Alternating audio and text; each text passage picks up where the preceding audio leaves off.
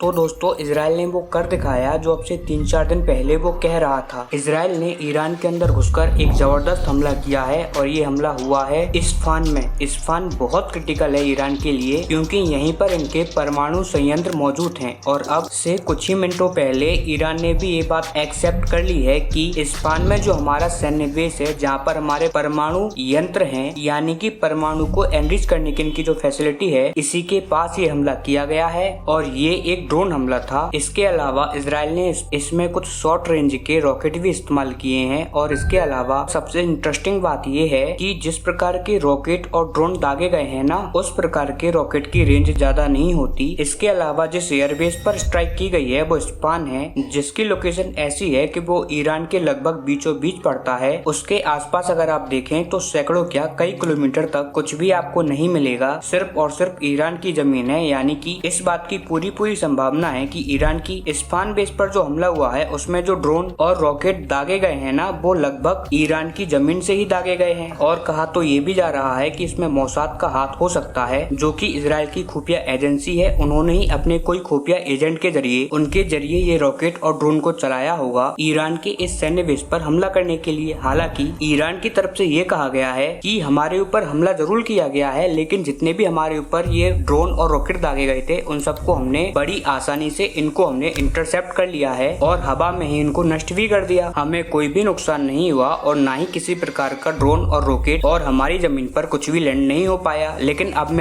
आप में से कुछ लोग सोच रहे होंगे कि ईरान ने भी अपना बदला ले लिया और इजराइल ने भी, अब मामला यहीं खत्म हो जाएगा, बात आगे नहीं बढ़ेगी, सबको टेंशन से राहत होगी। लेकिन ऐसा नहीं है। दरअसल ईरान अब तक ये कह रहा था अगर इजराइल हमसे बदला लेने की कोशिश करता है और वो हम पर मिसाइल से अटैक करता है या लड़ाकू विमान से अटैक करता है तो वो तो बात एक तरफ है, लेकिन अगर इजराइल ने एक गोली चलाने की भी कोशिश की तो हमने कम से कम 2000 से ज्यादा रॉकेट, 500 से ज्यादा मिसाइलें रेडी रखी हुई हैं। सारी की सारी हम एक साथ चला देंगे इजराइल के ऊपर और इजराइल में इतनी तबाही मचेगी कि इजराइल ये सोच भी नहीं सकता और ना ही इनको रोक पाएगा। यानी कि जितना बड़ा हमला इन्होंने पिछले हफ्ते किया था उससे कम से कम 10 गुना बड़ा हमला करने की तैयारी है ईरान की। अब देखने की बात ये है कि ईरान क्या रिस्पॉन्स देता है। लेकिन एक बड़ा सवाल ये भी है, उससे पहले अगर आपने इस चैनल को अभी तक सब्सक्राइब नहीं किया है तो प्लीज सब्सक्राइब कर लीजिए, मुझे आपकी साथ की बहुत ज्यादा आवश्यकता है। तो दोस्तों सवाल ये है कि जिससे पूरा अरब वर्ल्ड कांपता था, यहाँ तक कि ईरान भी थर-थर कांपता था इजराइल से